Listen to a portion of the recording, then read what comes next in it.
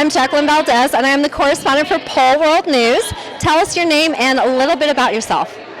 I'm Natasha Wang, and so I'm a touring pole artist. I still compete. I teach all around the world. I perform. I think you guys know me. We know you, but there might be some new people who don't, but we know how fabulous and who you are. So you have a clothing line out now. Tell us about this fabulous line that you have. So I have merch that I sell at trade shows and also when I tour, and they're just like the branded t-shirts and hoodies and jumpers and stuff like that. But I'm really excited because I just made some leggings. Nice. They're on this mannequin right here. I don't know if you guys are familiar with Lean Isabel. She's the illustrator and author of this amazing comic series on pole dancing called Adventures in Pole Dancing. So she designed the custom print for me. It's based on photos of me and also photos of my cats and wine bottles, because they're my 3 favorite things in the world: pole, wine, and cats. Kitties! Yay!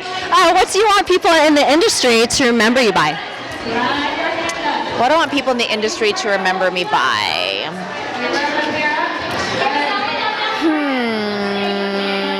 Well, I mean, I'm really into innovation, so creativity and movement. I think because I don't have a background in dance or gymnastics, I can't rely on being an amazing dancer. But what I can do is do some interesting things on the pole and create new movement pathways and things like that. Stuff you do. Yes. And where do you see the future of pole dancing going?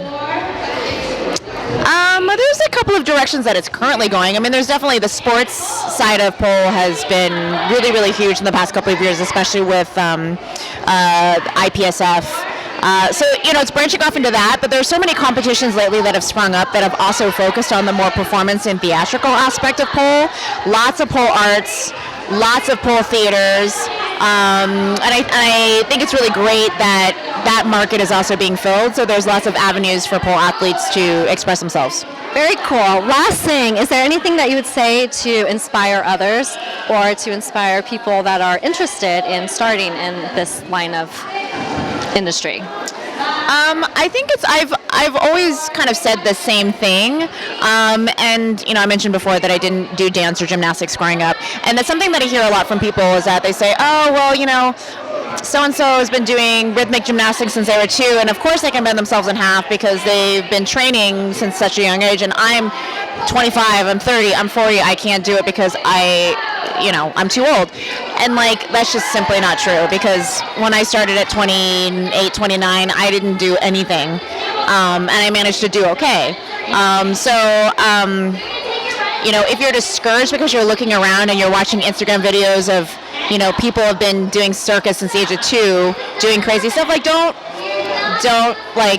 let it get to you, because really, they have their journey and you can find your own journey, and, yeah. Awesome. Thank you so much for this interview. Appreciate it.